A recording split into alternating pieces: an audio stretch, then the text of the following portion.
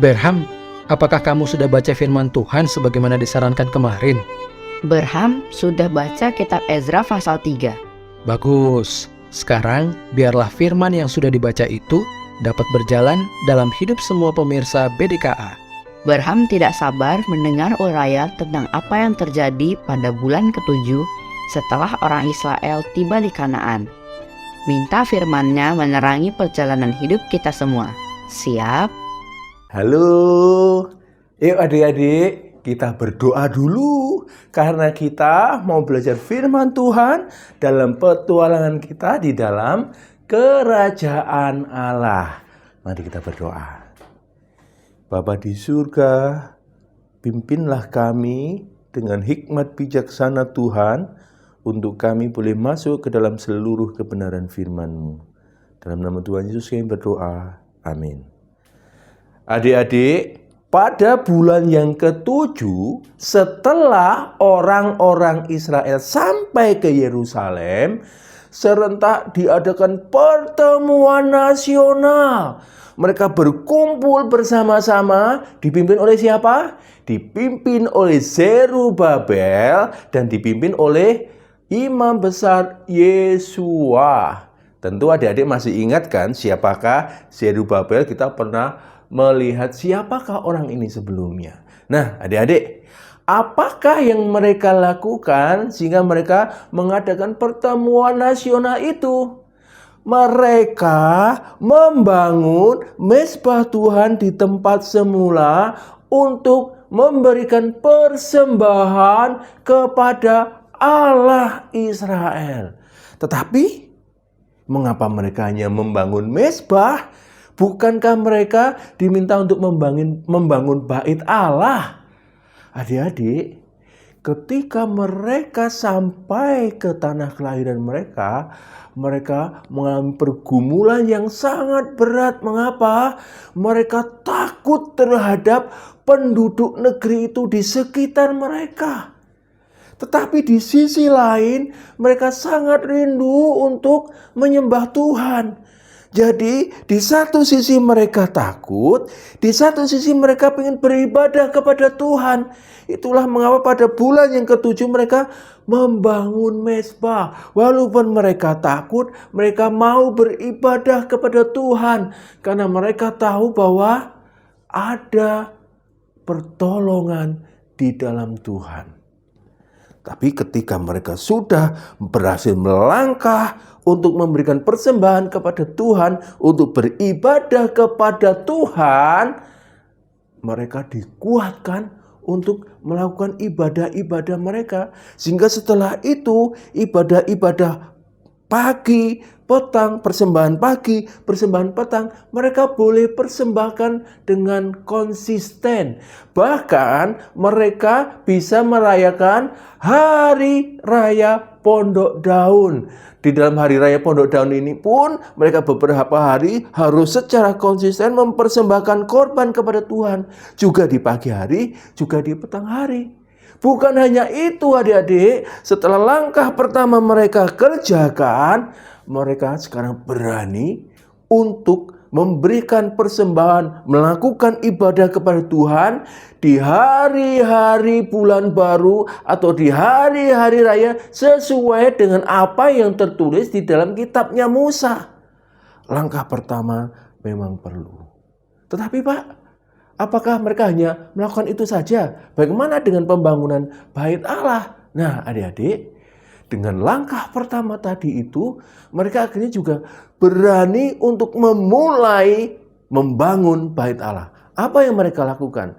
Mereka membeli kayu-kayu, mereka membeli batu, mereka berhubungan dengan orang-orang Sidon untuk apa?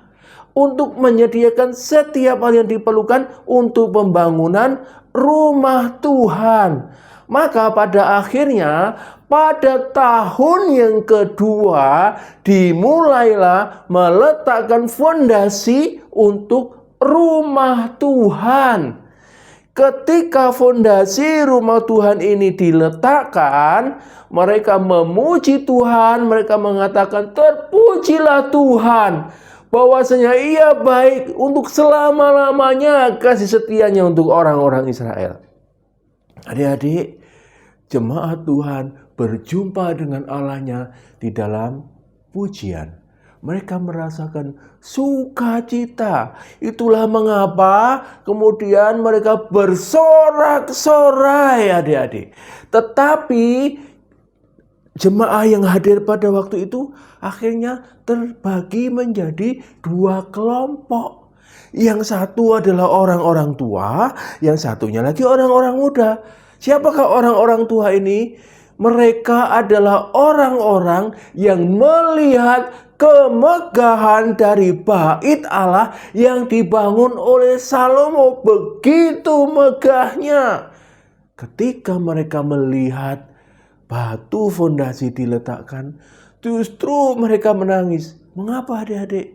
Mereka tidak tahu apakah rumah ini nanti semegah yang dulu, apakah bisa dibangun lagi. Mereka sangat-sangat menginginkan terjadi pemulihan di antara orang-orang Israel. Tetapi Tuhan mengajari mereka bahwa ini adalah pemulihan yang sementara saja. Tetapi tangisan mereka akhirnya kalah oleh sorak-sorai orang-orang muda. Orang-orang yang melihat, oh ada namanya pemulihan yang dikerjakan oleh Tuhan.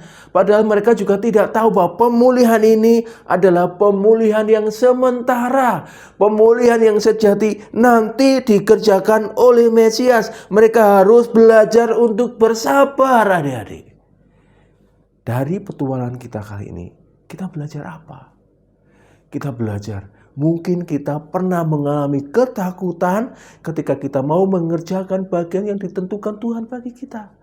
Tetapi kita harus mengingat janji Tuhan supaya kita berani melangkah. Dan setelah melangkah, Tuhan akan tuntun kita satu demi satu. Ketika Tuhan masih memberikan kita pergumulan, kita harus bersabar untuk menanti waktunya Tuhan tiba. Kiranya Tuhan menolong memberkati kita adik-adik untuk menjadi orang-orang yang setia kepada janji Tuhan sehingga kita setia melangkah dan kita terus setia menanti waktunya Tuhan. Amin. Mari kita berdoa. Bapa di surga, kami bersyukur, kami berterima kasih Tuhan. Karena jalan-jalan Tuhan adalah jalan-jalan yang indah yang membentuk hidup kami. Biarlah ketika kami mengingat anugerah dan kuasa Tuhan yang menyertai kami, biarlah kami tidak takut melangkah, namun biarlah kami mengerjakan bagian kami dengan setia, dengan berani, dengan sungguh-sungguh, supaya kami boleh melangkah untuk menggenapkan rencana Tuhan, mempermuliakan Engkau, dan menjadi berkat bagi sesama. Ketika kami masih terus Engkau izinkan masuk dalam pergumulan demi pergumulan, tolonglah kami untuk boleh setia hidup dalam kebenaran sampai janji Tuhan digenapkan dalam kehidupan kami. Sampai nama Tuhan dipermuliakan melalui kehidupan kami. Tolonglah kami ya Tuhan. Dalam nama Tuhan Yesus kami berdoa. Amin.